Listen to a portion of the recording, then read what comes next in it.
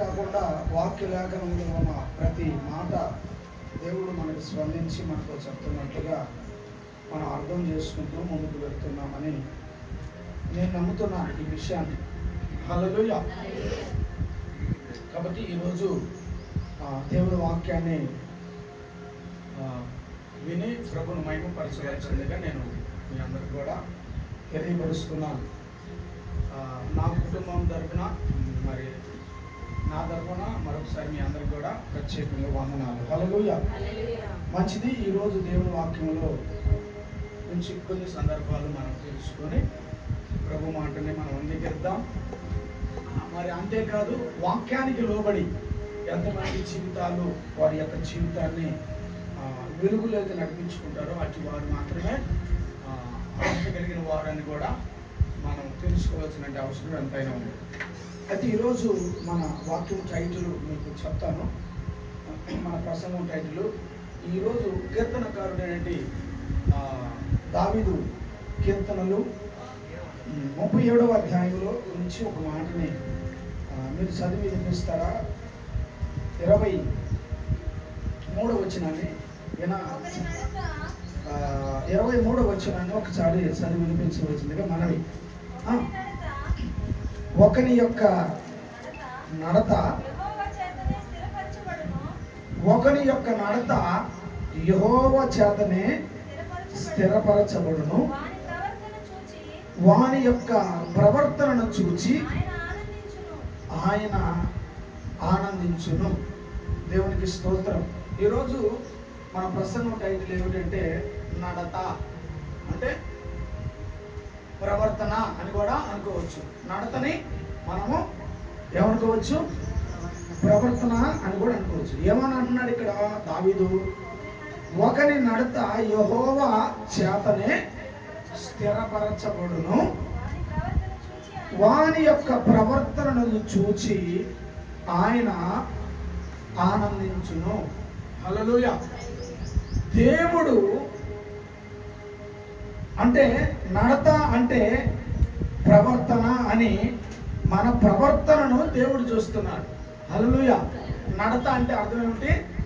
ప్రవర్తన అంటే మన ప్రవర్తన, మన వైఖరి, మనం ఎలాగా ప్రవర్తిస్తున్నామా, ఎలాగ మాట్లాడుతున్నామా, మరి ఎలాగ మన జీవితాన్ని మరి మనం జీవిస్తున్నామా, ఆ జీవితంలో సత్యము దాగి ఉన్నదా, ఆ జీవితాన్ని దేవుని కొరకే నడుస్తున్నామా, ఆ జీవితాన్ని దేవుని కొరకే ఇంపుగా దాన్ని మనం కాపాడుకోగలుగుతున్నామా అనే దాన్ని బట్టి దావీదు ఇక్కడ మనకి ఈ సత్యాన్ని తెలియపరుస్తున్నాడు. అందుకే ఇక్కడ అన్నాడు, ఒకని యొక్క నడత యెహోవా చేతనే స్థిరపరచబడును. మన యొక్క నడత మనవాడు చెప్పినందువల్ల మన నడత స్థిరపరచబడదు, కానీ మన నడత దేవుడు చెబితేనే ఆ నడత స్థిరపరచబడుతుంది. అంటే దేవుడు చెబితే అంటే దేవుని దగ్గరికి వెళితేనే ఆ నడత స్థిరపరచబడుతుంది అని దాని భావాన్ని మనకి అక్కడ తెలియపరుస్తున్నాడు. అయితే నీ ప్రవర్తన దేవుని దృష్టికి ఎలాగ కనిపించాలి అంటే ఇంపుగా కనిపించాలి, సొగసుగా కనిపించాలి, అందంగా కనిపించాలి, లేదా రమ్యంగా కనిపించాలి. ఏమైనా? హల్లెలూయా. నేను నడత దేవుని దగ్గర ఎలాగ కనిపించాలి? ఇంపుగా కనిపించాలి, రమ్యంగా కనిపించాలి, లేదా సౌందర్యంగా అందంగా కనిపించాలి. పెళ్లి కుమార్తెను మనం తయారు చేసేటప్పుడు పెళ్లి కుమార్తె ప్రత్యేకంగా అందరికి ఉన్నట్లుగా కాకుండా ఆ పెళ్లి కుమార్తె ఆ రోజు ప్రత్యేకంగా కనపడింది. కారణం ఏమిటి? ఆమె అందంగా తయారు అయ్యింది. అయితే దేవుడు చెబుతుంది భౌతికమైన ఈ అందాన్ని గురించి కాదు, కానీ ఆత్మ సంబంధమైన అందం, ఆత్మ సంబంధమైన గుణం, ఆత్మ సంబంధమైన సత్యము, ఆత్మ సంబంధమైన ఈ వైఖరిని సూచిస్తూ ఉన్నది. అందుకే ఇక్కడ ఆ మాట ఇంపుగా కనిపించాలి. అయితే నీ నడత దేవునికి ఇష్టముగా కనిపించాలి. హల్లెలూయా. నీ నడత ఎట్లా కనిపించాలి? దేవునికి ఇష్టపూర్తిగా కనిపించాలి. అంతేకాదు మన నడతను చూసి దేవుడు సంతోషించాలి. హల్లెలూయా. మన నడతను చూసి దేవుడు ఏం చేయాలి? సంతోషించాలి. వచ్చేరాని మాటలు మాట్లాడుతున్న పిల్లలను చూసి వాళ్ళ తల్లిదండ్రులు ఎలా మురిసిపోతారో లేదా? మీకు పుట్టినట్టు మీ పిల్లలు వచ్చిరాని మాటలు మాట్లాడుతున్న ఆ సందర్భాలలో ఇట్లా మాట్లాడాడు, ఇది ఎట్లా అన్నాడు, అట్లా అన్నది అమ్మాయి అని చెప్పేసి భార్య భర్తలు దాన్ని పంచుకొని ఎలాగ నవ్వుతారో, ఎలాగ దాన్ని ఆనందిస్తారో, అంతకంటే ఎక్కువగా దేవుడు మనల్ని మన వైఖరిని చూసి ఆనందిస్తాడట. మరి కొంతమంది ఈ నడత నటించే తత్వంలోకి వెళ్తుందట. నటించే తత్వం అంటే దాన్ని ఇంకొక భావన మనం చెప్పాలంటే వేషధారణ అనుకోవాలి. వేషధారణ అంటే ఒక మంచి విశ్వాసి వచ్చినప్పుడు ఆ విశ్వాసాన్ని చూసి వేసుకోవడం, లేకపోతే దైవ సేవకురాలు వచ్చినప్పుడు నటించడం, లేకపోతే దైవ సేవకుడు వచ్చినప్పుడు నటించడం. ఎప్పుడు లేని భక్తి ఆ కొద్దిసేపు, వీళ్ళు ఎంతసేపు ఉంటారు? గంట ఉంటారా? ఒక 2 గంటలు ఉంటారా? ఈ రోజే కదా ఉండేది. ఆ రోజు వరకు మనము అలాగ ఉంటే చాలు, తర్వాత మనకు నచ్చిన విధానంలో మనం ఉండొచ్చు అనే వైఖరి, అనే ఆ భావజాలం మన జీవితానికి అపార్థంగా మారిపోతుంది. వేషధారణ అనేది ఎవరి జీవితంలో కూడా పనికిరాదు. వేషనైనా క్షమిస్తాను కానీ వేషధారణ నేను క్షమించను అని ప్రభు ఖచ్చితంగా ఈ విషయాన్ని చెప్పాడు. కాబట్టి మనుషులు ఉన్నప్పుడు నీ వేషాన్ని ఒక రకంగా, మనుషులు లేనప్పుడు మరొకసారి ఒక రకంగా నువ్వు ఉండటానికి వీలు. అందుకే భక్తుడైన దావీదు ఏమంటే 23వ వచనంలో ఒకని నడత అనే కాడికి ఒకని యొక్క ప్రవర్తన యెహోవా చేతనే స్థిరపరచబడును. యెహోవా చేతే స్థిరపరచబడదు, లేకపోతే అది స్థిరపరచబడదు. కాబట్టి మరి విశ్వాసుల్లో మగపిల్లలైనా, విశ్వాసుల్లో ఆడపిల్లలైనా, సేవలో సేవకురాలైనా, సేవలో సేవకుడైనా వారు ఎట్టి పరిస్థితులు వేషం అనేది వారి జీవితంలో కనబడటానికి వీలు లేదు. ఎప్పుడైతే వేషము మన జీవితంలో కనబడుతుందో వారి యొక్క జీవితంలో దేవుని యొక్క ఫలితం ఏది కూడా ఉండదు. ఏ ఆశీర్వాదం వాళ్ళ జీవితానికి కానీ, వాళ్ళ కుటుంబానికి కానీ, వాళ్ళకి కానీ కనబడదు. మనుషులు కాడ మనిషి కనపడినప్పుడు ఒక వేషము, మనిషి కనపడనప్పుడు మరొక వేషము. భక్తులు భక్తిగా ఉన్నప్పుడు ఒక వేషము, భక్తిగా లేనప్పుడు మరొక వేషము. ఈ నడత దేవునికి ఇష్టం లేదు. హల్లెలూయా. ఎందుకంటే దేవుడు మెచ్చని విషయం ఇది, దేవుడికి నచ్చని విషయం ఇది. నాకు తెలిసినట్టు ఒక సేవకుడు ఉన్నాడు. ఆయన ఎలాంటి వాడంటే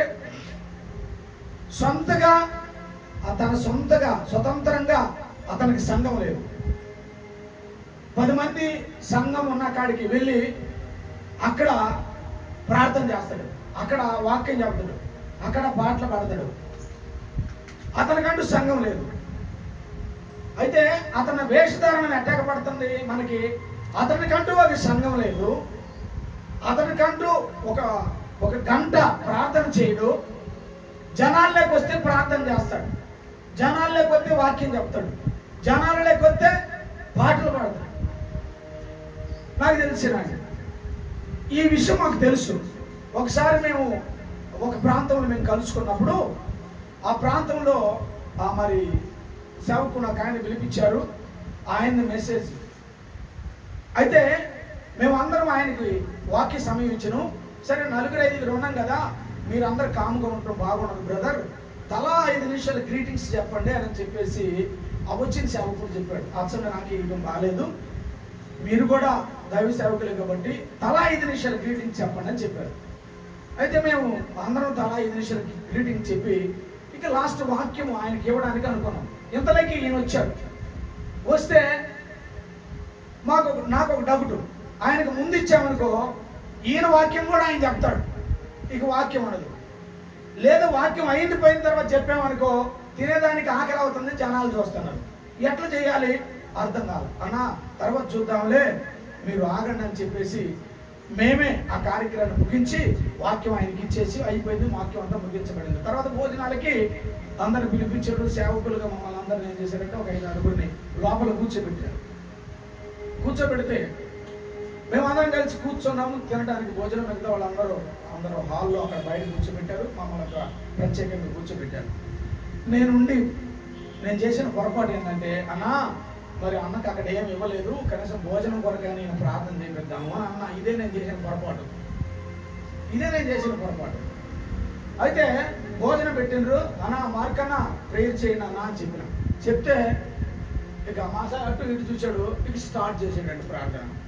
అన్నం కోసం ఎంతసేపు చేస్తారండి ప్రార్థన చెప్పండి? 2 మాటలు, 3 మాటలు, 2 సెకండ్లు, 5 సెకండ్లు అంతేనా? అంతకంటే పెద్ద చెప్తారా? అరగంట సేపు చేసిండండి ప్రార్థన అన్నం కాడ. అరగంట.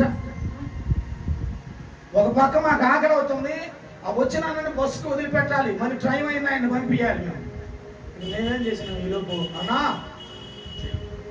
అని మేము చెప్పుకొని మిగతా 5గురి మేము తిన్నాం, భోజనం తిన్నాం. అరగంట సేపు ఎవరు ఆగుతారు? తిన్నామండి. యేసు నామములో ఆమేన్ అనగానే మేము అక్కడ బయట కూర్చోం. ఏం చేయాలి? దిక్కులు చూసారికి ఎవరు లేరు, ఆయన అక్కడే కూర్చున్నాడు. మార్కన్నా మేము ఏడే ఉన్నాం, అన్నకు కొంచెం ప్రయాణం అయ్యి వెళ్తున్నాడు, అందుకని లేసాములే, పర్లేదు మీరు కూర్చొని తినండి అన్న అని చెప్పేసా అని మేము అన్నాం. తర్వాత అతడు సిగ్గుపడ్డాడో ఏమనుకోడో మాకు తెలియదు. చూడగా అతను నడత ఎక్కడ చూపించుకోవాలి? ఆయన నడత ఆయన అరగంట కాదు 2 గంటలు తన ఇంట్లో కూర్చొని ప్రార్థన చేస్తే ఎవడు అడగడు. అర్థమైందా? ఎక్కడ ఏ ప్రార్థన చేయాలో, ఎక్కడ ఏ ప్రార్థన చేస్తే అనుకోవో అది తెలుసుకోవాలి. నువ్వు 10 మంది ఉన్న దగ్గర నువ్వు దీర్ఘ ప్రార్థన చేస్తే వినబడికి వాపుకుండాలిగా, వినాలి కదా. అలాగే ఒకడి నడత దేవుడే స్థిరపరచబడాలి. దేవుడు స్థిరపరచకపోతే మరి పక్కవలేనంటి ఎత్తు, పక్కవలేనంటి దున్నపోతు ఎలాగా తన బండికి కట్టినా ఎలాగా ఈడ్చుకొని పోతుందో, దేవుడు లేని స్థిరత్వం లేనంటే ఏ వ్యక్తి అయినా, ఏ విశ్వాసి అయినా, ఏ సేవకుడైనా, ఏ సేవకురాలైనా అడ్డు తప్పిపోతానే ఉంటారు. అయితే అది మనకి తగదు. అందుకే ఇక్కడ భక్తుడైనంటి దావీదు చెప్తున్నట్టు మాట, ఒకని నడత యెహోవా చేతనే స్థిరపరచబడాలి, మనుషుల చేత స్థిరపరచబడకూడదు. అయితే వేషము చాలా మంది వేషాలు చేస్తారు, నటించే వేషాలు కొంతమంది వేస్తారు. భక్తి కలిగినట్టు వారుగా, ప్రవర్తించినట్టు వారుగా, ప్రార్థన పరులుగా ఆ సమయంలో, ఆ సందర్భంలో వాళ్ళు కనపరుచుకోవడానికి ప్రయత్నం చేస్తారు. జూ పార్కులో ఆ మధ్యలో నేను ఒకసారి ఒక పేపర్ చదివినా. జూ పార్కులోనంట ఇంచుమించు 73 జాతుల కోతులు ఉన్నాయంట. ఇంక మిగతా పక్షులు, మిగతా జీవరాశులు ఎన్ని ఉన్నాయో నాకైతే తెలియదు, కానీ ఓన్లీ కోతులు మాత్రమే 73 జాతులు ఉన్నాయంట. ఉంటే ఆ 73 జాతుల్లో ఉన్న కోతుల్లో మనిషి కోతి ఒకటి ఉందంట. ఆ జూలో మనిషి కోతి ఒకటి ఉందంట. ఈ మనిషి కోతి ఒక రోజున ఎండ్లకో మరి ఎలాగో దానికి ఆరోగ్యం బాగలేక చచ్చిపోయిందట. ఈ మనిషి కోతి లేనందువల్ల ఆ జూకు వచ్చే వాళ్ళందరూ తగ్గిపోయారు. ఎందుకంటే దాని ఏషాలు, అది వేసే ఏషాలు, అది ఇగిలింపు, అది చేస్తున్న ప్రవర్తన చూసి చాలా మంది వెళ్ళిపోయేవాళ్ళంట. ఆ మనిషి కోతి ఎప్పుడైతే చచ్చిపోయిందో అప్పటి నుంచి జనాలు పోవడం మానుకున్నారట. మానుకుంటే ఆ జూకు ఒకడు పోయాడంట, అన్న నాకు ఉద్యోగం కావాలి అని.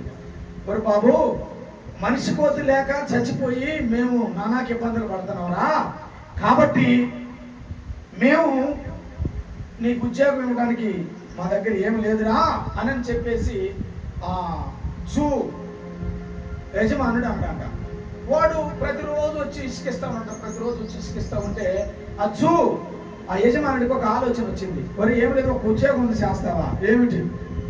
చచ్చిపోయినట్టు మనిషి కోతి శరీరం మేము తీసి పెట్టావరా, దాన్ని నువ్వు తగిలించుకొని అచ్చం దానిలాగే నువ్వు చేసావనుకో మీకు నేను జీతం ఇస్తాను అని చెప్పిందంట. వీడికి ఆ గతి లేక వీడేం చేశాడు, ఒప్పుకొని అది వేసుకొని ఆ జూలో వాడు ఎలాగ చేస్తున్నాడో తెలుసా? మనిషి కోతి ఏ విధంగా చేసిందో దానికంటే ఇంకా ఇంతగా చేస్తున్నాడట.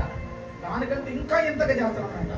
ఎగరటం, అటు ఎగరటం, ఇటు ఎగరటం, ఆ కొమ్మ మీదకి ఎగరటం, ఈ కొమ్మ మీదకి ఎగరటం, ఆ గోడ మీదకి ఎగరటం, ఈ గోడ మీదకి ఎగరటం, ఈగిలి శాస్త్రం చేస్తూ ఉంటే ఆ జూ యజమానుడు అనుకుంటాట, ఒరే ఇది నిజంగా చచ్చిపోయిన కోతి కంటే కూడా ఈడు ఎక్కువ చేస్తున్నాడు, చాలా బాగా చేస్తున్నాడా అని చెప్పేసి బాగా సంతోషపడి మెచ్చుకున్నాడ వచ్చి ఎవరు లేనప్పుడు. వీడికి ఇంకా మనకి కొంతమంది చూడు, ఎవరైనా సరే ఆడపిల్లలైనా మగపిల్లలైనా చాలా బాగుంది విషయాల్లో అన్నం అనుకో, ఆడపిల్లలు చాలా బాగున్న విషయాల్లో అన్నం అనుకో, నువ్వు చాలా బాగాను ఇవాళ అన్నం అనుకో కదా, లేదా ఏంది గడ్డం పెంచుకున్నాను ఏం ప్రాబ్లం అలా ఉంటే బాగాలేదబ్బా నాకు అన్నం అనుకోండి, అబ్బో ఎక్కడ లేని ఆనందం ఈ వ్యక్తికి. ఏమరండి మీరు ఎప్పుడన్నా ఇటువంటి కేసులన్నీ నాకే తగ్గుతుంది, మరి ఎందుకు నాకు అర్థం కాదు. దేవునికి స్తోత్రం, హల్లెలూయా. ఈవిడ ఆ మాట అనగానే అబ్బా ఇంకా ఎక్కువ చేస్తాడట, ఇంకా ఎక్కువ చేస్తాడట, ఇంకా ఎక్కువ చేస్తాడట. అట్ట ఎక్కువ చేసి ఎట్ట ఎక్కువ చేసి అట్ట ఎక్కువ చేసి ఎట్ట ఎక్కువ చేసి పక్కన పులిపోతున్నాడు, దాంట్లో ఎగిరి పడ్డాడు పోయి. ఈడు అన్న మాటకి ఈడు ఎగిరెగిరి పడిపోయి పక్కన ఉన్న పులిబోన్లో పడినట్ట. అమ్మ పడేకి పులి వస్తుందంట, దగ్గరికి వస్తుందంట, పులి దగ్గరికి వస్తుందంట.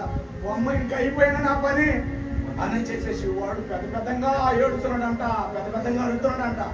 పులి దగ్గరికి వచ్చిందంట వచ్చి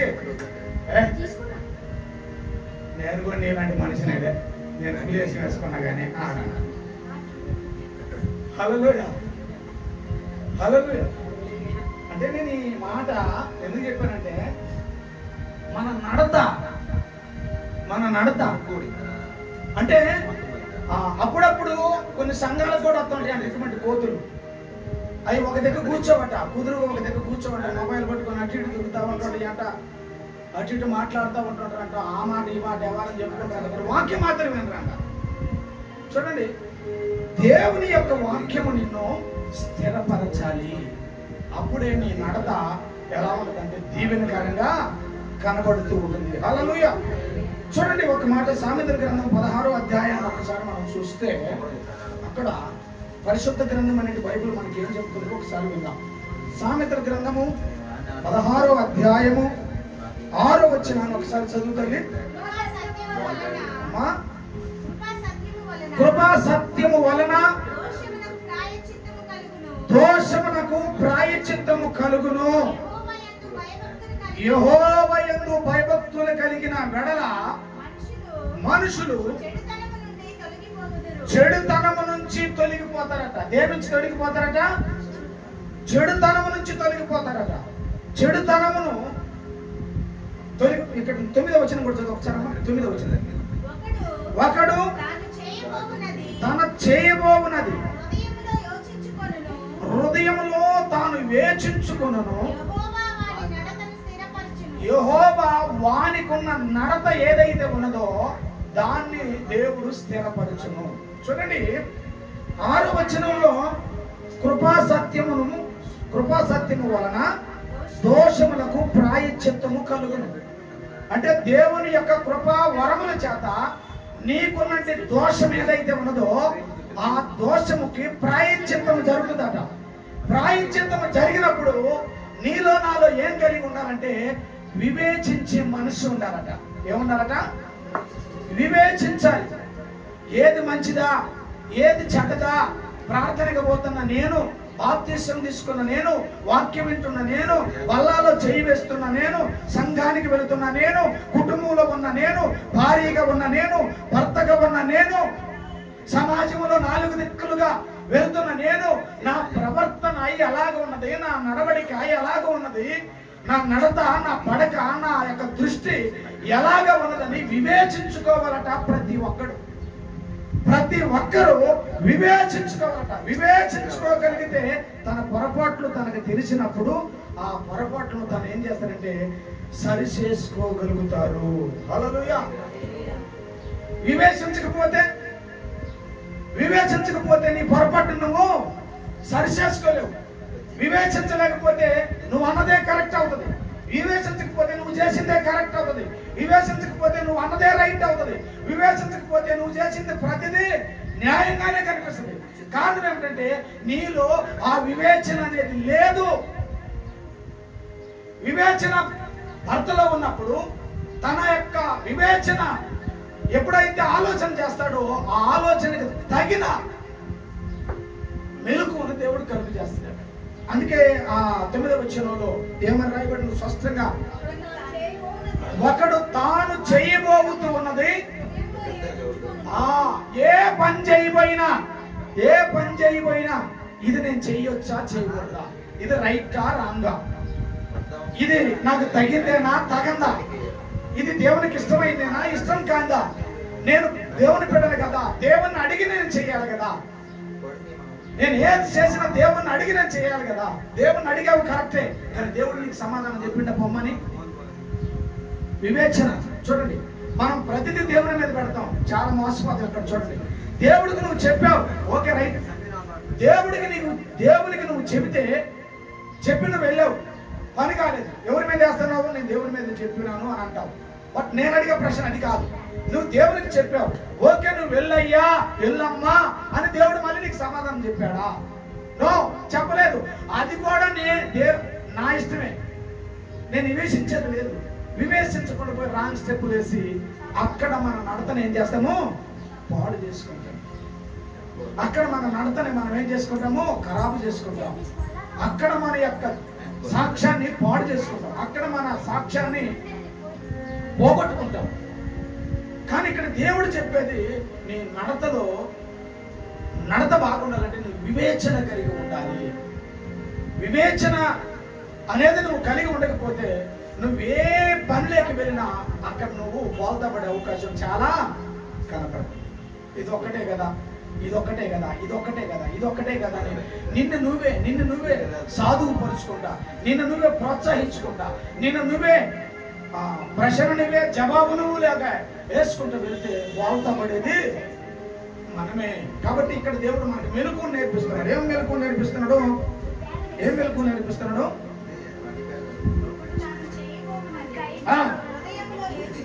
హృదయములో వివేచించుకోవాలి. అంటే వివేచించుకోవాలి. ఒక ప్రార్థన పరుడుగా, ఒక ప్రార్థన పరురాలుగా నువ్వేం చేయాలి?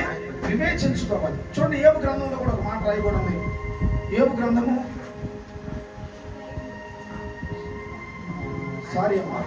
రెండో దినవృత్తాంతాలు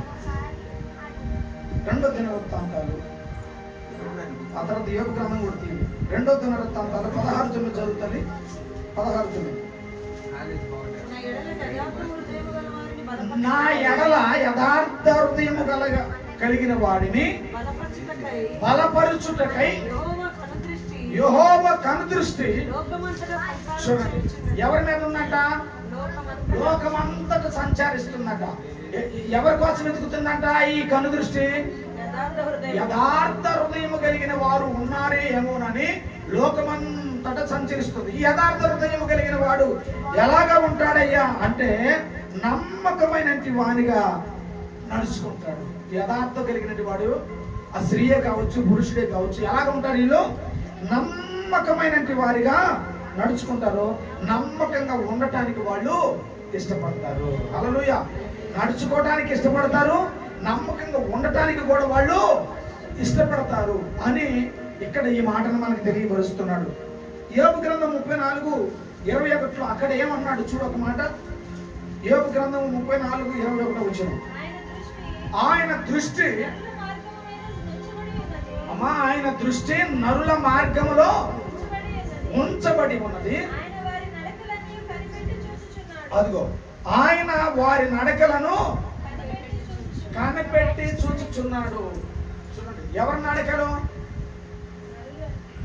నరుల యొక్క నడకలు, మనుషుల యొక్క నడక, మనుషుని యొక్క ఆలోచన, మనుషుడు ఎలా పోతున్నాడు, మనుషుడు ఎటు వెళుతున్నాడు, మనుషుడు ఏది చేస్తున్నాడు, మనుషుడు ఎలా ప్రవర్తిస్తున్నాడు, ఇవన్నీ ఎవరు చూస్తున్నారంట?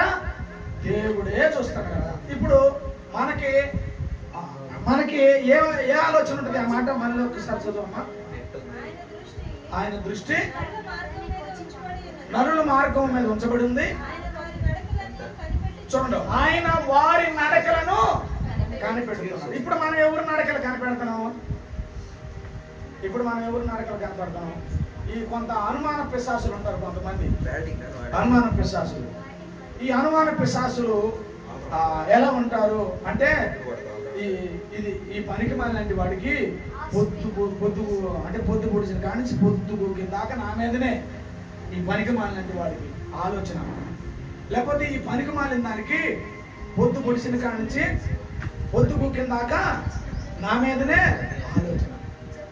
మన దృష్టి, మన ఆలోచన, మన వారు, మన భర్త ఎలా ఎడిపోతున్నాడు, లేదా మన భార్య ఎడిపోతుంది, లేకపోతే ఇంకా ఏమేమి జరుగుతున్నాయి, ఇంకా వగేరా ఇలాంటి తత్వం మనలో ఉంటుంది, ఇలాంటి మనస్సు మనలో ఉంటుంది, ఇలాంటి ఆలోచన మనలో ఉంటుంది. కానీ ఇక్కడ దేవుడు ఆయన యొక్క దృష్టి కానీ ఆయన యొక్క మనస్సు కానీ మన మీదనే ఉంచడానికి ఇష్టపడుతున్నాడంట. హల్లెలూయా. ఎందుకు? మన నడతనైనా సరిచేయాలి అని. ఎందుకు? మన నడతనైనా సరిదిద్దాలి అని. హల్లెలూయా. కొంతమంది మనుషులు వాక్యం ద్వారా చెప్పినా లోబడరు. కొంతమంది మనుషులు మాట ద్వారా పోయి చెప్పినా లోబడరు. కొంతమంది మనుషులు కొట్టి చెప్పినా లోబడరు. మరి కొంతమంది మనుషులు తిట్టి చెప్పినా లోబడరు. వీళ్ళు ఎటువంటి టైప్ వారు అంటే, వీళ్ళు రోబో టైప్. వీళ్ళు ఎటువంటి టైపు? రోబో. స్విచ్ చేయగానే ఏం చేస్తుంది రోబో? తిరుగుతానే ఉంటుంది. మనం పోయి ఆపామనుకు దాన్ని, స్విచ్ ఆపకుండా దాని దగ్గరికి పోయి ఆపామనుకుండా ఆగిద్ది, అది ఆగనే ఆగదు. అది ఎందుకు? దాని స్విచ్ ఆడుంది ఏం తెచ్చుకోండి. అంటే కొంతమంది మనుషులు కూడా ఎలాగ తయారయ్యారంటే రోబో టైప్. ఈ రోబో టైపు ఏం చేస్తారు? ఏమని చెప్పాడు ఇక్కడ ఈ మాట? మళ్ళీ ఒకసారి నాకు వినిపించు ఆ మాట. 21 వచ్చిన ఆయన దృష్టి నరుల యొక్క మార్గం మీదనే ఆయన దృష్టి ఉంచబడి ఉన్నది. ఆయన వారికి ఉన్న నడతలన్నీ కూడా కనిపెడుతున్నాడంట. రెండవది ఏం చేస్తున్నాడు? ఆయన చూస్తా ఉన్నాడట. ఎవరు నడత ఎలాగ ఉన్నదో అని కనిపెడుతూనే ఉన్నాడట, చూస్తూనే ఉన్నాడట. హల్లెలూయా. అయితే నన్ను దేవుడు కనిపెడుతున్నాడు కదా, నన్ను దేవుడు చూస్తున్నాడు కదా అని చెప్పేసి ఈ నడతన గురించి తెలియని మనిషి, తన ప్రవర్తన గురించి తెలియని మనిషి ఏం చేసుకుంటారు అంటే, కొంతమంది ఏం చేసుకుంటారు అంటే బట్టబయలుగా తన గురించి వేరే వాళ్ళకి చెప్తారు. తన గురించే ఏమంటారు, స్నేహితులను లేకపోతే బంధువులను లేకపోతే ఫ్రెండ్ సర్కిల్ను చెప్పుకుంటారు. నా భర్త నడతది ఎలాగుంది అక్క, లేకపోతే నా భర్త నడక ఎలాగుంది అబ్బా అని చెప్తారు. ఎందుకు చెప్తారు? ఆ అబ్బాయి ఏమన్నా తీర్చిద్దా? ఏమండి, ఆ అబ్బాయి ఏమన్నా తీర్చిద్దా? అక్క ఏమన్నా తీర్చిద్దా? చెప్పండి మీలో. ఇప్పుడు పాస్టర్ గారు నా గురించి మీకు చెప్పారనుకోండి, ఆ మాట మీకు చెప్పారనుకోండి, మీరు ఏమన్నా తీరుస్తారా? నా దగ్గర నా బాధ, ఆమె బాధ ఏమన్నా తీరుస్తారా? మరి ఆమె బాధ తెరవగలిగిన వాడు ఎవరు? ఇప్పుడు ఏమన్నాడు దేవుడు ఇక్కడ?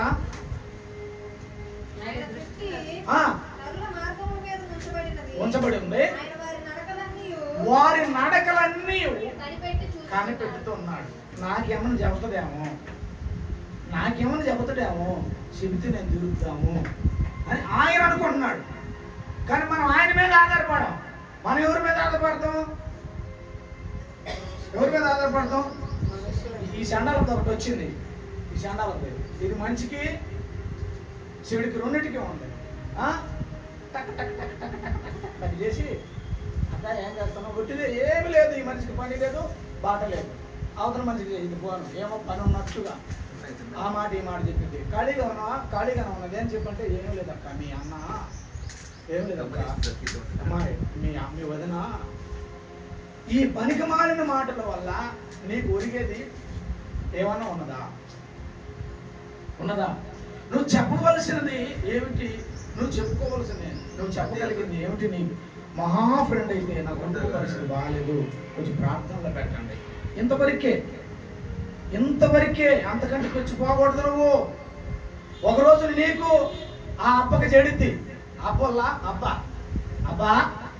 ఓ అబ్బా ఆ అబ్బకి చెడింది అనుకో, ఈ అబ్బ ఏం చేసింది చెప్పండి, మీరు చెప్పండి అమ్మా. ముసలమ్మ ముచ్చట్లు కట్టి పెట్టి, ఈ ముసలమ్మ ముచ్చట్లు ఇంకా మన బాప్తిసం తీసుకున్న మన బ్రతుకులో పోవట్లేదు, పల్లా తీసుకున్న మన బ్రతుకులో పోవట్లేదు చాలా మంది. అందుకే దావీదులో ఉన్న హృదయంలో ఉన్న మాటని మనకి మూలవాక్యంలో చెప్పాడు. ఏమని చెప్పాడు మూలవాక్యంలో? ఒకని నడత యెహోవా చేతనే స్థిరపరచబడుతుంది అని. హల్లెలూయా. నీ నడత దేవుని చేతనే స్థిరపరచబడాలి. నీ నడకైనా, నీ పడకైనా, నీ దృష్టి అయినా, నీ ఆలోచన అయినా, నీ తలంపులైనా, అది ఏది అయినా నువ్వు దేవుని తర్వాతనే ఏదైనా నువ్వు దేవునికే చెప్పాలి.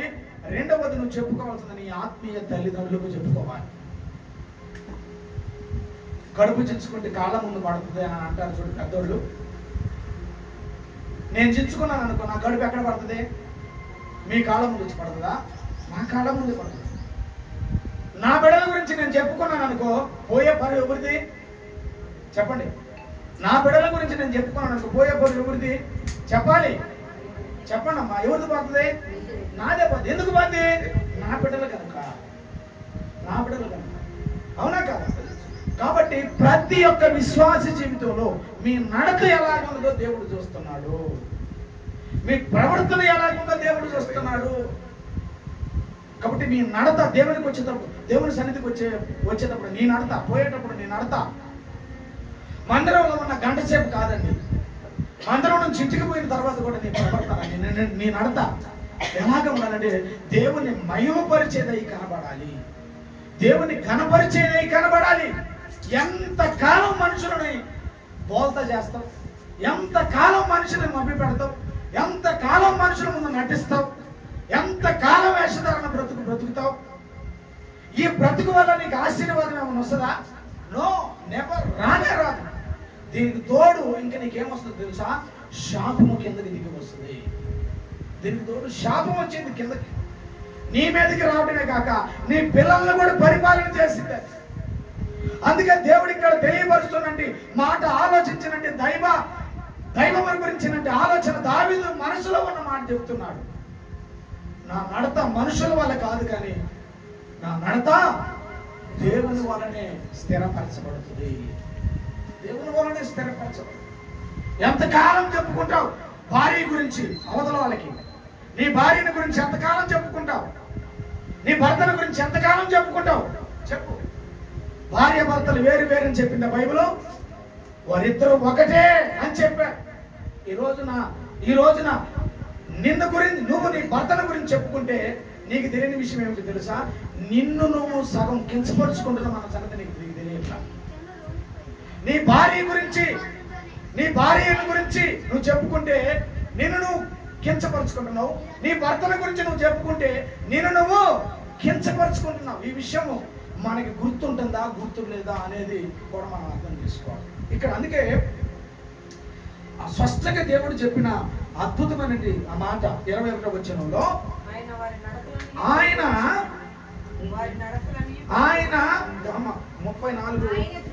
ఆయన దృష్టి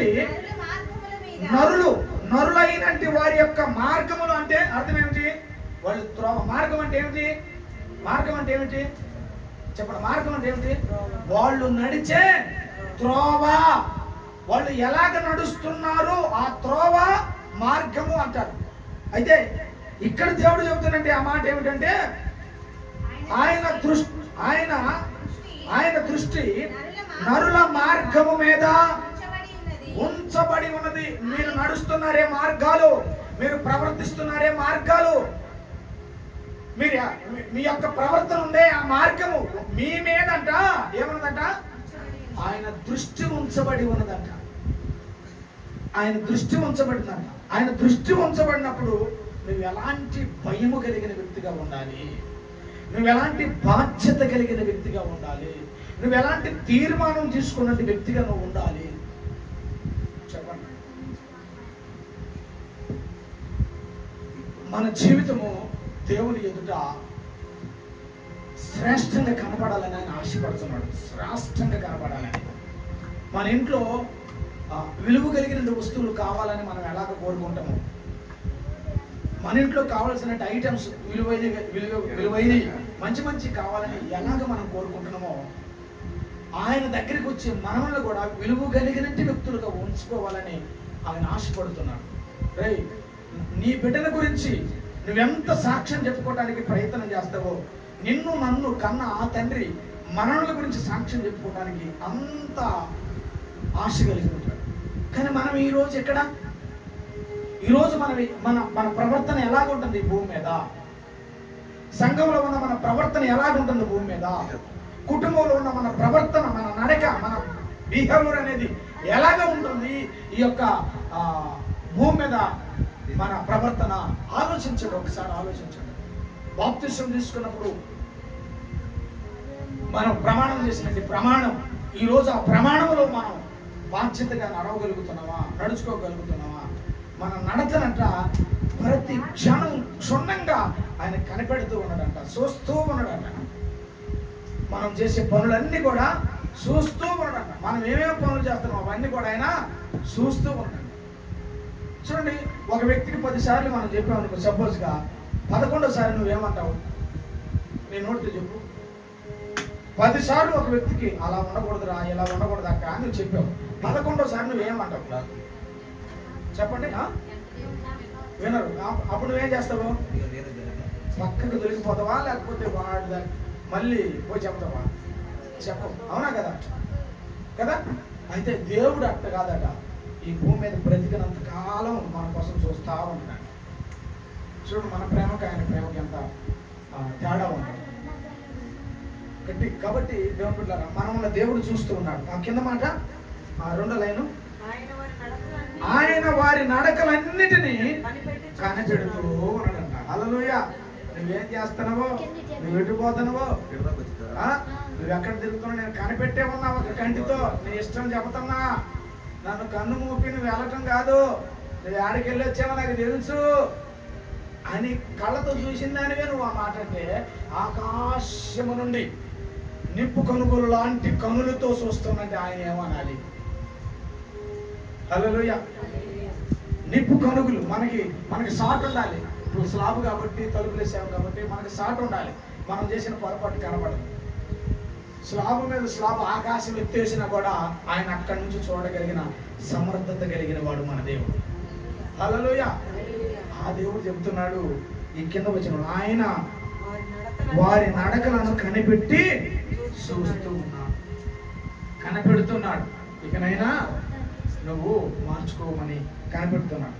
139వ కీర్తన, 139వ కీర్తన, కీర్తన 139 3వ వచనం చదువమ్మా. 139.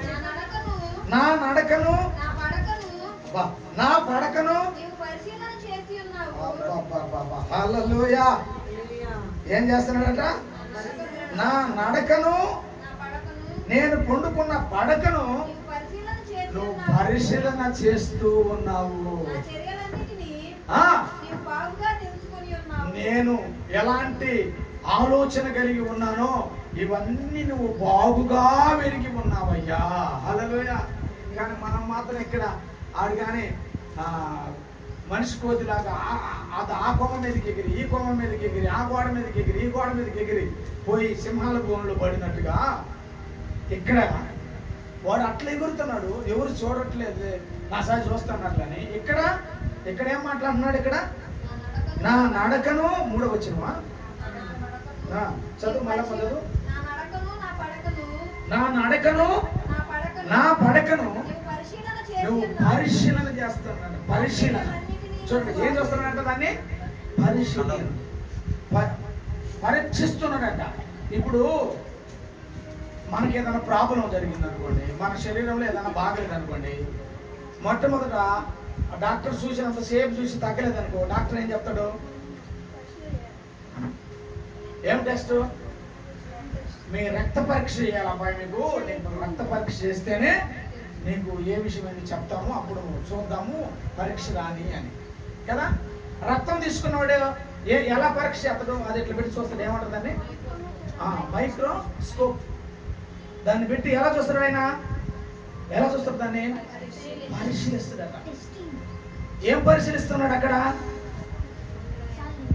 ఆ రక్తంలో ఏమి మలినమై ఉన్నదో, ఏమి చెడు ఉన్నదో, ఏది ఈ బిడ్డని బాధ పెడుతుందో ఆ పరీక్షలో తేల్చి రాస్తాడు. పలానా పరీక్ష, పలానా జబ్బురా నీకని. ఏమైనా హల్లెలూయా.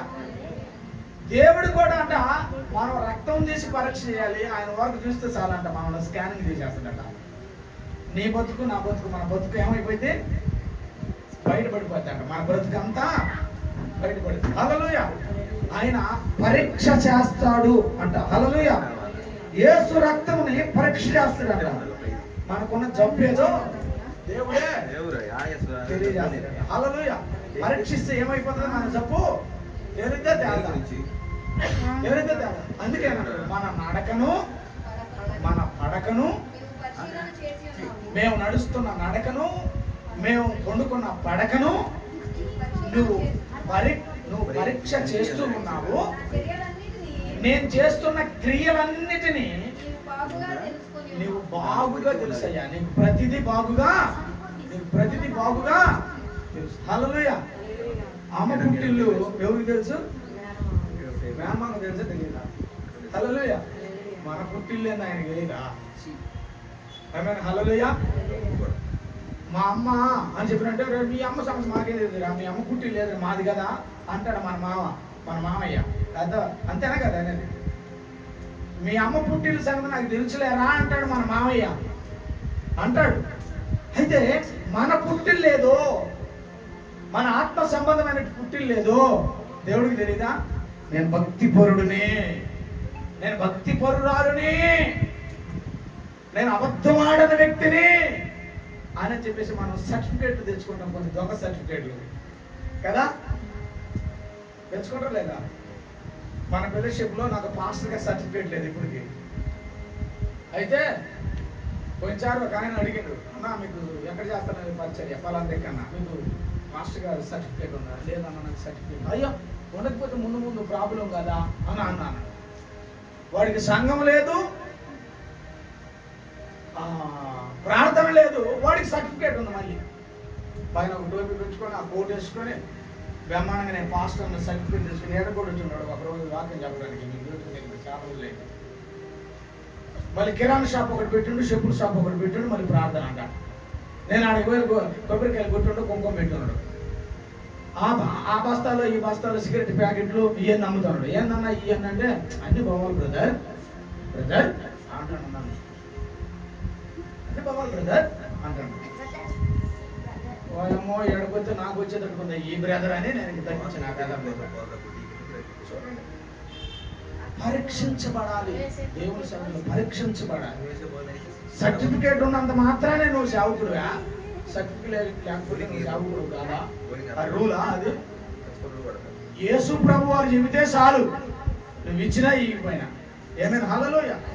కాబట్టి మన నడతను మూలవాక్యం ఏమని రాయబడింది? మూలవాక్యం ఒకరి నడత యెహోవా చేతనే స్థిరపరచబడుతుంది. హల్లెలూయా. యెహోవా చేతనే స్థిరపరచబడుతుంది అని అన్నాడు. అయితే మనము కొంతమంది స్థిరపడ్డ వాళ్ళు ఉన్నారు. యెహోవా చేత దేవుని చేత స్థిరపరచబడినటువంటి వాళ్ళు కొంతమంది ఉన్నారు. వాళ్ళలో ఒకరిని కానీ ఇద్దరు కానీ సమయం ఉంటే నేను జ్ఞాపకం చేస్తాను. వాళ్ళ విషయంలో ఒకసారి సంఖ్యాకాండం 22వ అధ్యాయం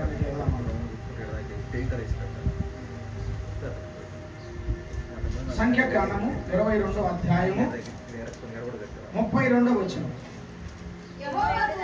యెహోవా దూత ముమ్మారు నీ గాడిదను నీవెలా కొట్టితివి, ఇదిగో నా ఎదుట నీ నడత చూడు, నీ నడత లేదా నీ ప్రవర్తన ఆన్లైన్ చేసుకోండి. నీ నడత విపరీతమైనది కనుక నేను నీకు విరోధినై. చాలు చాలు. హల్లెలూయా. అతని నడత దేవుని దృష్టికి విరోధము కలిగినదై దేవుడే దిగి వచ్చానట. ఎవడు ఇతగాడు అని అంటే, ఇతగాడు ఎవరయ్యా అంటే బిలాము. ఇతగాడు ఎవరయ్యా అంటే బిలాము. ఈ బిలాము చేసినట్టు పని ఏమిటి అంటే, ఈ బిలాము చేసినట్టు పొరపాటు ఏమిటి అంటే, ఈ బిలాము ఇశ్రాయేలు ప్రజలకి ఆయన ఒక ప్రవక్తగా ప్రవచించేవాడు. దేవుని యొక్క సకినమును తెలుసుకొని, దేవుని యొక్క మాటను తెలుసుకొని ప్రజలకు చెప్పేవాడు. ఎవరికి? ఇశ్రాయేలుకి చెప్పేవాడు. అయితే ఈ ప్రవక్త మోయాబీ యొక్క ప్రాంతానికి వచ్చినప్పుడు మోయాబీ యొక్క ప్రజలు ఇశ్రాయేలు ప్రజలను చూసి జంకారు, భయపడ్డారు. ఎందుకంటే ఇశ్రాయేలు ప్రజలు తండోపతండంగా ఉన్నారు. మోయాబీ వారు మాత్రం చాలా కొద్ది మందిగానే ఉన్నారు.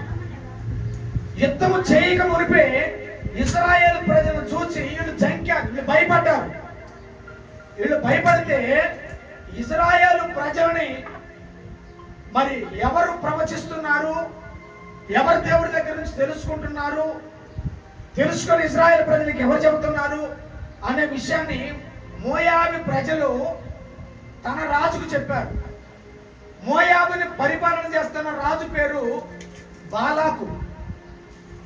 ఈ బాలాకు మోయాబుని పరిపాలన చేస్తూ ఉంటే ఈ బాలాకు కూడా భయపడిపోయాడు. భయపడిపోయిన తర్వాత ఈ బాలాకు ఒక ఆలోచన వచ్చింది. మీరు ఒక 10 మంది వెళ్ళి ఎవరైతే వాళ్ళ దేవుని గురించి చెప్తున్నారో ఆ బిలాముని ఇక్కడ పట్టుకొని రండిరా అని పంపించాడు.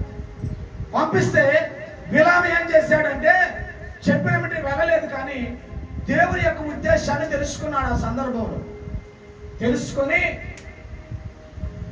తెలుసుకున్నమిటే దేవుడు ఏం చెప్పాడంటే, మోయాబు ప్రజల దగ్గరికి బాలాకు పిలిచిన దగ్గరికి బాలాకు పంపినట్టు వారి ఎనికిడికి నువ్వు వెళ్ళొద్దు అని చెప్పాడు దేవుడు. ఎప్పుడైతే ఈ మాట చెప్పాడో బాలాకు బిలాముకి దేవుడు వెళ్ళలేదు. నేను రాను, దేవుడు వద్దని చెప్పాడు అని చెప్పి వాళ్ళని పంపిస్తాడు. వాళ్ళు 10 మంది పోయి అక్కడ చెప్పగానే 10 మంది కాకుండా 20 మందిని మళ్ళా బాలాకు బిలాము దగ్గరికి పంపించాడు. పంపించినప్పుడు ఆయన ఎలాగ వచ్చారు, వాళ్ళు 20 మంది ఎలాగ వచ్చారు అంటే, కొన్ని తులాలు బంగారం, కొన్ని తులాలు వెండి, కొన్ని తులాలు విత్తడి, కొన్ని నాణ్యాలు ఆశ పెట్టి బిలాము దగ్గరికి తీసుకొని వచ్చారు. బిలాము దగ్గరికి తీసుకొని వస్తే బిలాము వాటిని చూసి ఆశించి ఈ అయితే కావాలి కానీ దేవుడు పోవద్దు అంటున్నాడు అన్నట్టుగా మనసులు అనుకొని మరలా లోబడి దేవునితో అడిగాడు. బిలాం, మోయాబు ప్రజల దగ్గరికి బాలాకు పంపించినట్టు వాళ్ళ దగ్గరికి నువ్వు వెళ్ళొద్దు అని మరలా దేవుడు బుద్ధి చెప్పాడు ఈ బిలాంకి.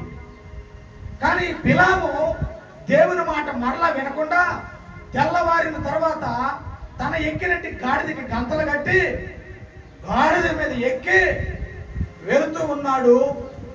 ఇశ్రాయేలు ప్రజలని శపించేటట్టుగా బాలాకు చెప్పినట్టుగా ప్రవర్తించే దాని వరకు వెళ్తున్నాడు ఈ బిలాము.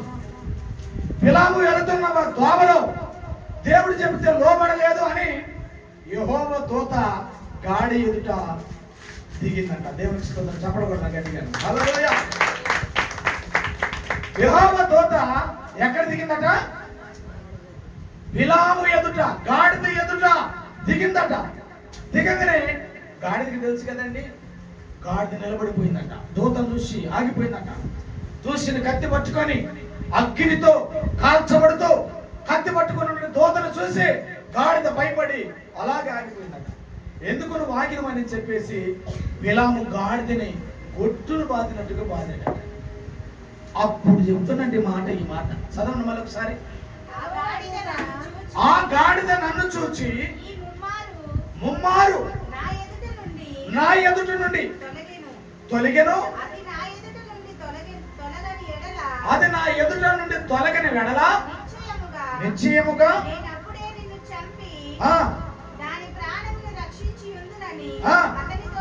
చూడండి ఏమంటున్నాడు అక్కడ. బిలాము చేసినట్టి దౌర్భాగ్య పరిస్థితిని మరొకసారి మనం ఆలోచించాలి. అంటే 32 వచనము మరొకసారి. యెహోవా దూత ఈ ముమ్మారు నీ గాడిదను ముమ్మారు నువ్వు ఎలాగ కొడితివి, బిలాం ఈ గాడిదను నువ్వు ఎలాగ కొడితివి, ఇదిగో నా ఎదుట నీ నడత విపరీతముగా ఉన్నది కనుక నేను నీకు విరోధినై బయలుదేరి నీ ఎత్తుకు వచ్చి తిని అంటున్నాడు ఇక్కడ. హల్లెలూయా. ఇది నేను చదవమన్నమాట. చూడండి, ముమ్మారి గాడిదను నువ్వు ఎందుకు కొట్టావు? నీవు చెప్పంగా కూడా నువ్వు వెళ్ళావు కనుక, చెప్పంగా కూడా నువ్వు బయలుదేరి వెళుతున్నావు కనుక నేనే దిగి వచ్చాను అంటున్నాడు. దిగి వచ్చేళ్ళకి ఇతడు గాడి చెబుతానంటే మాట ఏంటో, ఎదగాడు చెబుతున్న మాట ఏంటో చూద్దాం. దిగి వచ్చిన తర్వాత ఎదగాడు ఏం చెబుతాడు? 34 వచ్చిన చదువమ్మా. అందుకు బిలాము నేను పాపము చేసి తిని నీవు నాకు ఎదురుగా త్రోవలో నిలిచి ఉండుట నాకు తెలిసినది కాదు, కాబట్టి ఈ పని నీ దృష్టికి గాని చెడ్డది గాని అయితే ఏంటట నేను వెనక్కి వెళ్ళేదనని యెహోవా దూతతో చెప్పగా. చూడండి, అతను తెలిసిన తప్పుని మళ్ళీ ఏం చెబుతున్నాడు? ఇది నీ దృష్టికి తప్పు కనుక నేను ఏడకపోతాను, మరలా వెనక్కి వెళ్తాను. హల్లెలూయా. మనకుందా ఈ సామర్థ్యం? దేవుడు వాక్యముతో మనల్ని హెచ్చరిస్తూ ఉన్నప్పుడు, మన నడత మంచిది కాదు అని వాక్యముతో హెచ్చరిస్తున్నప్పుడు, నీ ప్రవర్తన మంచిది కాదు అని పెద్దవాళ్ళు నీకు చెబుతున్నప్పుడు, ఇది మంచి పద్ధతి కాదమ్మా, నీకు నువ్వు పద్ధతి మార్చుకో అని నిన్ను హెచ్చరించినప్పుడు నీ తప్పును నువ్వు సరిచేసుకోగలుగుతున్నావా? నువ్వు సరిదిద్దుకోగలుగుతున్నావా? నువ్వు మరలా లోపడగలుగుతున్నావా? మళ్ళా దేవుని యొక్క రాజ్యాన్ని స్వతంత్రులుగా చేసుకోగలుగుతున్నావా? దేవుని రాజ్యానికి స్వతంత్రుడిగా నువ్వు కనబడగలుగుతున్నావా? నీ యొక్క పొరపాటును నువ్వు సరిచేసుకోగలుగుతున్నావా? చూడండి, బిలాము ఆశపడ్డాడు, బాలాకు ఇచ్చినట్టు దాని కొరకు ఆశపడ్డాడు, బాలాకు చెప్పినట్టుగానే ప్రవర్తించాడు, దేవుని మాట వినలేదు. కానీ ఎప్పుడైతే దేవుని యొక్క దూత వచ్చి తనతో నిక్కచ్చిగా మాట్లాడిందో అప్పుడు తన పాపములను, అప్పుడు తన ఆలోచనలను, తన ప్రవర్తనలను దేవుని ఎదుట అతడు ఒప్పుకుంటున్నాడంట. హల్లెలూయా. బాప్తిస్మం తీసుకున్న నువ్వు బల్లారాధన తీసుకోబోయే ముందుగా పశ్చాత్తాపడుతున్నావా? ఒప్పుకోగలుగుతున్నావా? సరి చేసుకోగలుగుతున్నావా? సరిదిద్దుకోగలుగుతున్నావా? ఇంకెంత కాలం నీకంటే చిన్నపిల్లలు కొంతమంది నేర్చుకుంటున్నారు, నీకంటే పెద్దవారు నేర్చుకుంటున్నారు, నీ వయసు వారు కూడా నేర్చుకుంటున్నారు. ఇంకా నాకు బుద్ధి జ్ఞానం అనేది లేకపోతే, మన నడతను సరిచేసుకోలేకపోతే మన జీవితము, మన బ్రతుకు ఎటు వెళ్తుందో ఒకసారి ఆలోచించుకోవాల్సిన అవసరం ఎంతైనా ఉన్నది అని నేను మీకు తెలియపరుస్తున్నాను. హల్లెలూయా. మరొక మాట, కీర్తన 36 వచనం ఒకసారి చదవమ్మా. కీర్తన 36:4 తల్లి. 36 కీర్తన 36:4. వాడు మంచము మీదనే బాగా తేటగా చదవమ్మా. ఒకరు చదవండి, తేటగా చదవండి. 4వ వచనం. వాడు మంచము మీదనే పాప యోచనను యోచించును, వాడు కాని నడతలు నడుచువాడు. చూడండి, ఏంటంటే వాడు ఎవరిని అంటాం మనం? వాడు అని ఎవరిని అంటాం మనం? ఇప్పుడు మీకు ఉదాహరణకి ఎలా చెప్పాలి, ఒక మంచి ప్రవర్తన కలిగిన అక్కే వెళ్తుంది అనుకోండి, ప్రవర్తన కలిగిన అన్నయ్య వెళ్తున్నాడండి, అన్న అని మనం పిలుస్తాం లేదా, పిలుస్తామా లేదా? మరి ప్రవర్తన తప్పినంటి వాడిని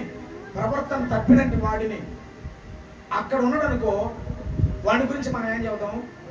వాడు అక్కడ ఉన్నాడు, అర్థమా లేదా? వాడు అక్కడ ఉన్నాడు. ఆ కుటుంబంలో రేషన్, ఇంట్లో కావాల్సిన అన్ని ఐటమ్స్ తీసుకురాకుండా, ఇంట్లో బిడ్డలను సరిగ్గా పట్టించుకోకుండా, భార్యను సరిగ్గా పట్టించుకోకుండా, ఇంట్లోకి కావాల్సిన ఐటమ్స్ తీసుకురాకుండా ఇంట్లోకి వచ్చి పెత్తనం చేస్తాడు ఈయన ఏమంటారు? నాకు తెలిసి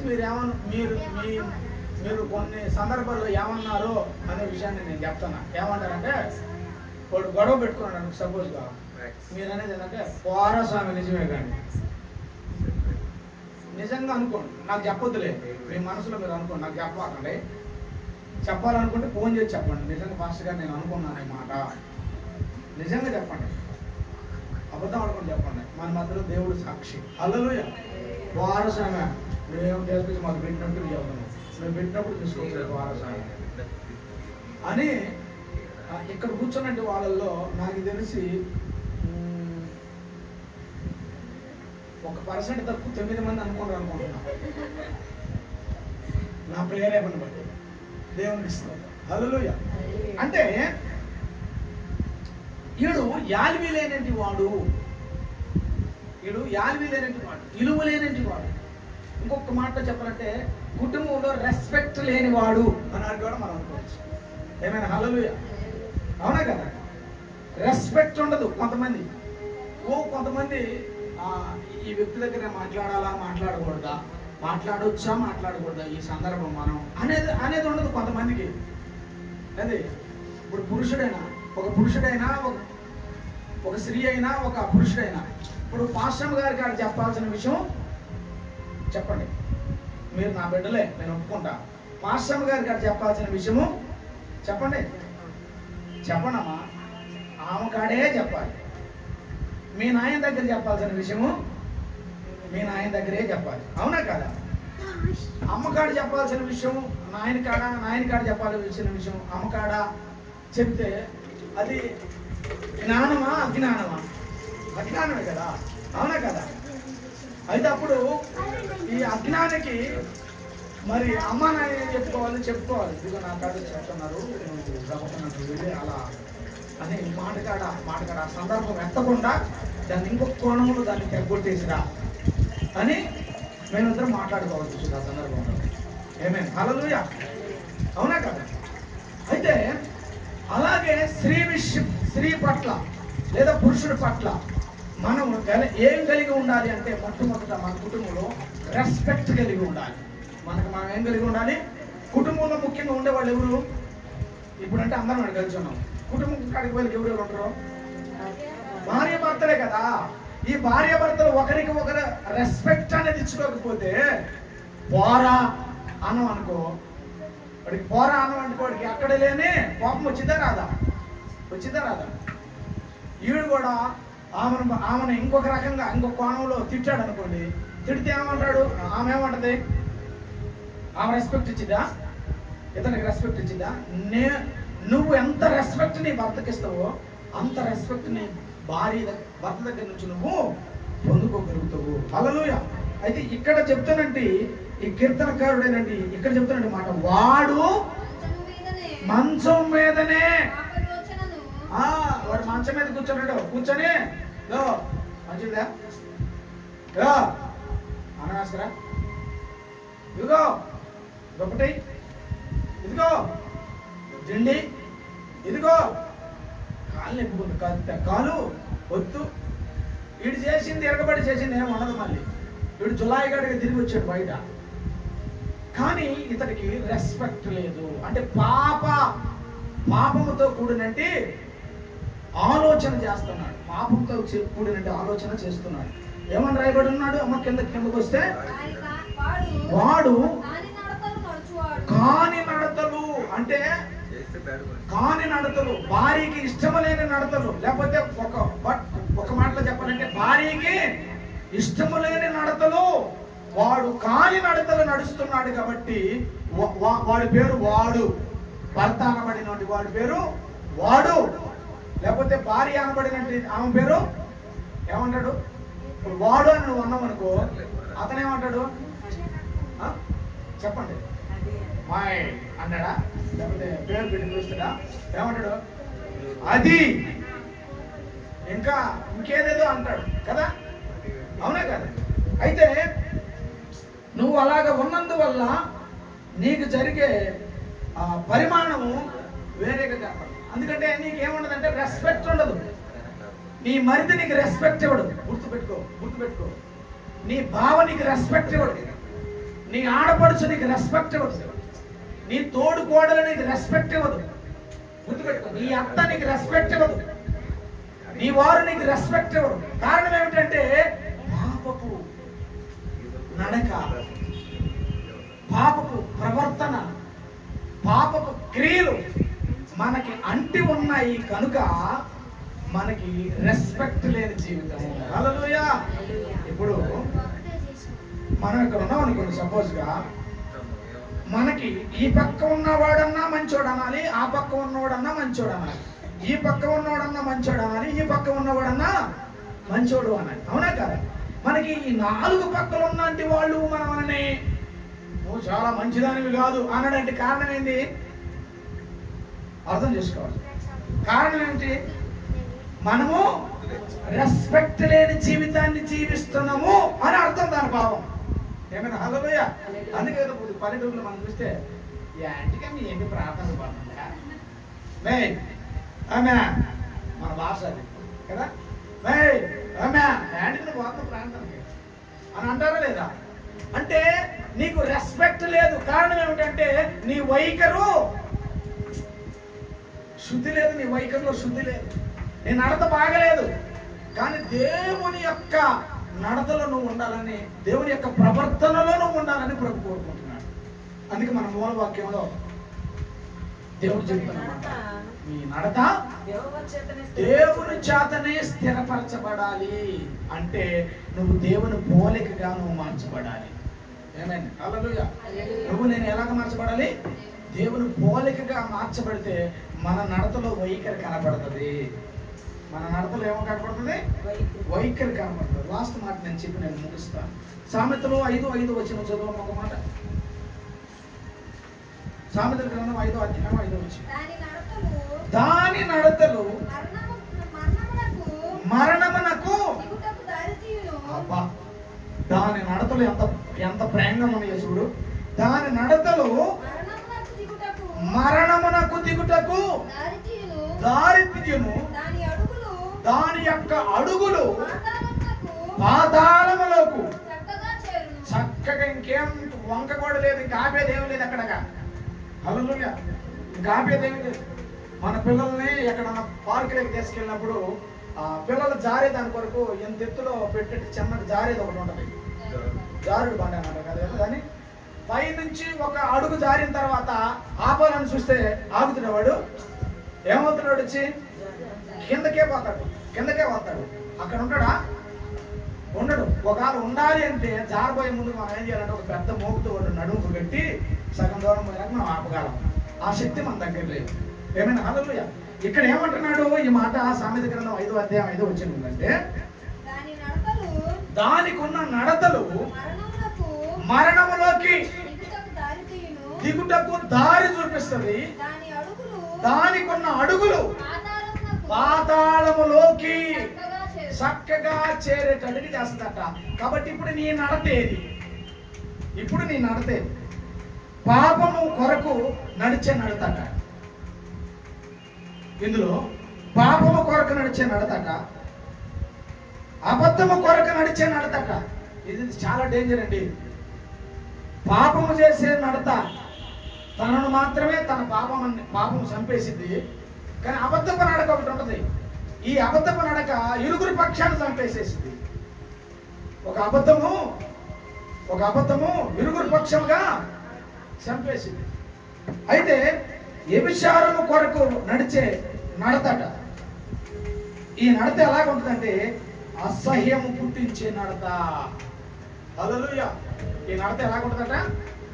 అసహ్యము పుట్టించే నడతట. అయితే ఈ నడతను మొత్తం ఎక్కడికి వెళ్తుందని చెప్పింది ఇక్కడ? పాతాళానికి పోతుందని. పాతాళానికి.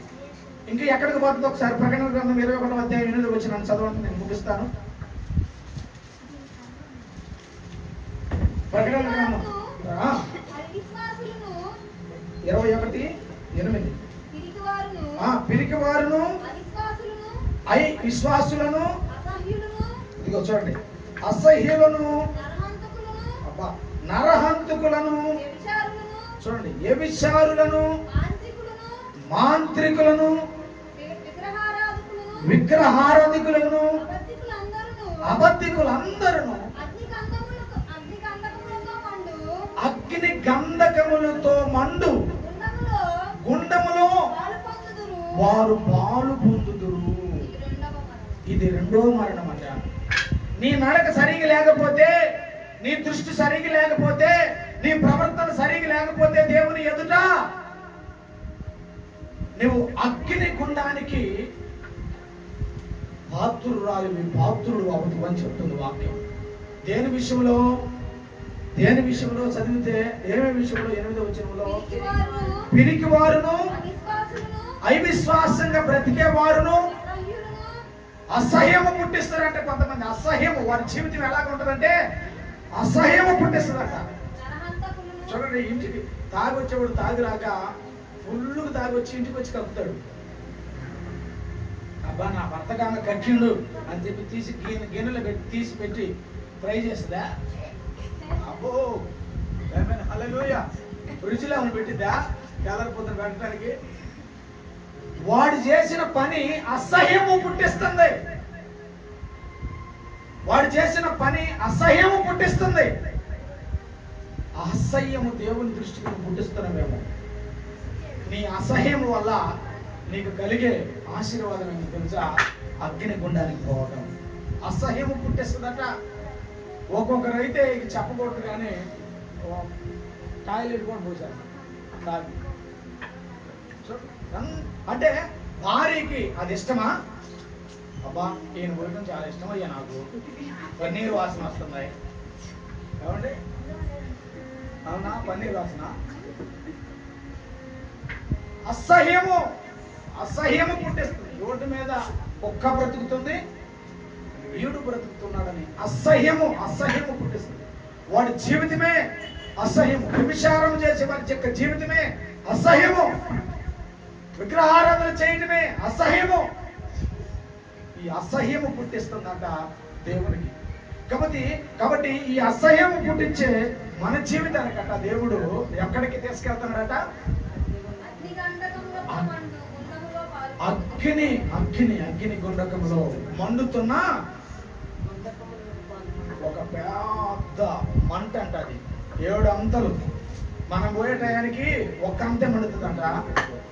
మనం కానీ అపవిత్రంగా బ్రతికితే ఉందో మనం చూసి 7 అంతలు చేస్తాడంట దేవుడు. దాన్ని స్టవ్లు మీరు సిమ్ములో ఎట్ట పెడతారు, ఫుల్ ఎట్ట పెడతారు? సిమ్ములో పెడతారు. మనం బాబోయేదాక మనం చూసి తొందర పడకాలి కదా, ఇది మాంసం అన్నం తినిపోవాలి కదా అని ఏం పెడతారు? హై లెవెల్లో పెడతారు. మీరు ఎందుకు పెడతారు? 7 మంది కొద్దిగా హై లెవెల్. ఇక్కడ చూడండి, అబ్బా ఏ ఎండలక్క అసలు తట్టుకోలేకపోతున్నాం అక్క. ఈ ఎండకేనే పెట్టుంటే రేపు ఆడికి పోతే తప్పించుకోగలిగేవాడు ఎవరు? హల్లెలూయా. కాబట్టి దానికి పాత్రులు కాకుండా ఉండేదాని కొరకు మనం జాగ్రత్త పడాలట. ఏమని రాయబడింది? 5:5 వచనంలో, సామెతలు 5:5లో, దాని నడతలు మరణమునకు దిగుటకు దారి చూపిస్తుందట.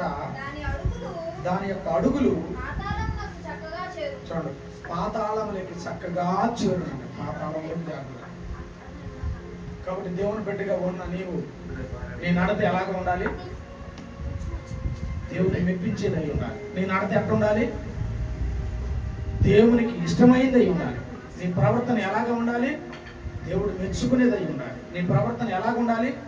సౌందర్యము కలిగినదై ఉండాలి. నీ ప్రవర్తన ఇరుగురు పొరుగు వాళ్ళతో ఎలాగ ఉండాలి? చాలా చక్కగా ఉండాలి. నిన్ను గురించి పొగిడేటట్టుగా ఆ అంశాన్ని తీసుకురావాలి. నిన్ను గురించి ఎదుటి వాళ్ళు ఎలాగ ఉండాలి?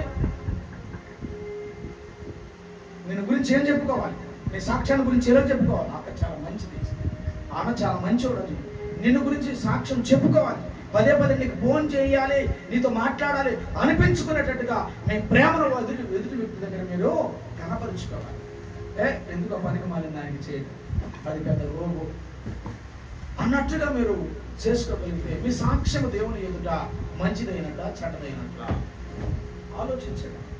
మన ప్రవర్తన, మన మూలవాక్యంలో చెప్తున్నట్టు మన ప్రవర్తన దేవునికి రమ్యంగా కనపడాలి, దేవునికి ఇష్టంగా కనపడాలి, దేవునికి నచ్చిందిగా కనపడాలి, దేవుడు మెచ్చుకునేదిగా కనపడాలి, దేవుడు సంతోషించేదిగా కనపడాలి. మన నడత ఈరోజు మన నడత ఎలాగున్నది? ఈరోజు మన జీవితం ఎలాగున్నది ఆలోచించుకోండి. బాప్తిసం తీసుకున్న నీవు, బల్లలో చేయిస్తున్న నీవు, మందిరానికి వస్తున్న నీవు, భర్తగా ఉన్న నీవు, భారీగా ఉన్న నీవు, విశ్వాసిగా ఉన్న నీవు, కుమార్తెగా ఉన్న నీవు, కుమారుడిగా ఉన్న నీవు, నీ ప్రవర్తన దేవునికి మెచ్చినట్టుగా ఉందా? ఆయన బాధ పెట్టేటట్టుగా, ఆయన కించపరిచేటట్టుగా నీ మాటల ద్వారాగా, నీ ప్రవర్తన ద్వారాగా కనిపిస్తుందా? ఒక్కసారి నువ్వు ఆలకించు. నువ్వు దేవునికి లోబడినట్లుగా నీ కుటుంబంలో భార్య దగ్గర నువ్వు లోబడు, దేవునికి లోబడినట్టుగా నీ భర్త దగ్గర లోబడు, కుటుంబానికి దేవుని దగ్గర లోబడినట్టుగా ఒకరికొకరు లోబడండి, దేవుని దగ్గర లోబడినట్టుగా సంఘములో లోబడండి, దేవునికి లోబడినట్టుగా దేవుని యొక్క మాటకి సంఘములో ఏమైతే చెప్తుందో దాన్ని పాటించండి, ప్రవర్తించండి. అప్పుడు దేవుడు నిన్ను మెచ్చుకుంటాడు, అప్పుడు దేవుడు నిన్ను ఆశీర్వదించడానికి ఇష్టపడతాడు. కాబట్టి మన ప్రవర్తనలో తేడా కనపడకూడదు, మన నడతలో తేడా కనపడకూడదు.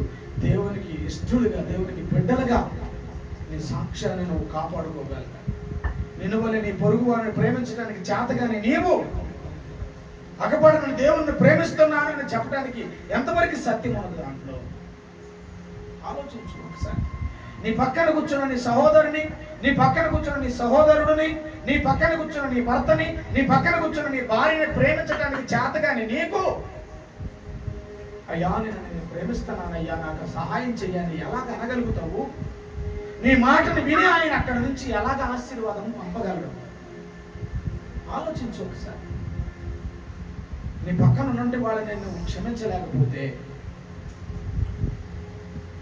పక్కన నుండి వాళ్ళకి ఓర్పు లేని తనంగా నువ్వు ఉంటే నీ జీవితం అంధకారంగా మార్చబడుతుంది. కాబట్టి దయచేసి మన మూలవాక్యం, పరిశుద్ధ గ్రంథంలో నుంచి మన మూలవాక్యంలో దేవుడు ఏమైతే మనకి చెప్తున్నాడో దాన్ని పాటించి ఆ ప్రకారంగా నడిచే పిల్లలుగా మనం అందరం ఉండి, దేవుని పిల్లలుగా మనం అందరమే అక్క చెల్లెలుగా, మనం అందరం అన్నతమ్ములుగా,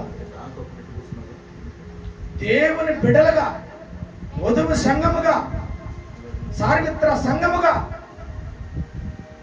మన కుటుంబాలను మనం మెరుగుపరుచుకుంటూ, ఒకరికొకరు సరిది చెప్పుకుంటూ, ఒకరినొకరు అర్థం చేసుకుంటూ, మన నడత దేవుని ఎదుట దేవునికి నచ్చిందిగా, మెచ్చిందిగా, దేవుని ఎదుట సాక్షిగా నిలబడేటట్టుగా మన నడతను నడిపించుకోవాలని ప్రభుత్వం నేను ఆలోచిస్తే మాటలు నేను ముగిస్తున్నా. మోకరించుదాము దేవుని సన్నిధిలో. ఎంతబడినట్టు వాక్యం నిమిత్తమై దేవుడు మనతో చెప్పినట్టు మూల వాక్యంలో నుంచి అప్పబడినట్టు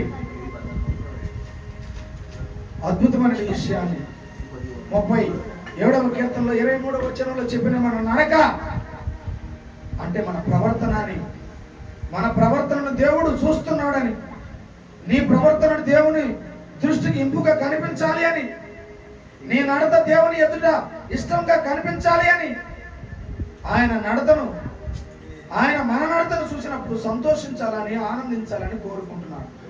కాబట్టి మన నడత వేషధారణతనంగా కనబడకూడదని, వేషం వేసుకున్నట్లుగా కనబడకూడదని, మనుషులను మెప్పించే విధంగా కనబడకూడదని దేవుడు కోరుకుంటున్నాడు. బిడ్డ నేను కోరుకుంటున్నాను. ఒకవేళ తెలిసి తెలియక ఇంకా అయోమయమైన పరిస్థితుల మధ్యలో ఇంకా నడుస్తూ సంఘానికి లోబడకుండా, భార్యకు లోబడకుండా, భర్తకు లోబడకుండా నీ ప్రవర్తన ఒకవేళ ఉన్నదేమో సరిచేసుకో, సరిదిద్దుకో. ఇంపుగా దేవుని ఎదుట కనిపించు, ఒక సువాసనగా దేవుడి ఎదుట కనిపించు. యేసుక్రీస్తు పాదాల మీద ఎప్పుడైతే సుగంధపు తైలం తీసుకుని వచ్చి పోసిందో ఆ ఇల్లంతా అత్తరుతో కూడిన స్మెల్ వచ్చినట్లుగా నీ కుటుంబం అంతా కూడా ఆశీర్వాదకరంగా మార్చుకునే స్థితి నీ జీవితానికి రావాలని దేవుడు తెలియపరుస్తున్నాడు. కాబట్టి ఇంకా ఎవరి మీదైనా నీ ఆలోచనని, నీ దృష్టిని, నీ క్రియలు కనబడుతుంటే మనస్ఫూర్తిగా క్షమించు. దేవుని బట్టి దేవుడే నీకు నిత్య రాజ్యాన్ని ఇవ్వగలడు. దేవుడే నీకు నిత్య స్వాస్థ్యం అని ఇవ్వగలడు. దేవుడే చెబుతాడు నువ్వు నాకు ఇష్టమైన బిడ్డవని. కాబట్టి ఆ ప్రకారంగా మనం ముందుకు నడవాలని ప్రభు పేరిట మనం చేస్తున్నాం. మన మధ్యలో ప్రార్థన, మీలో ఎవరైనా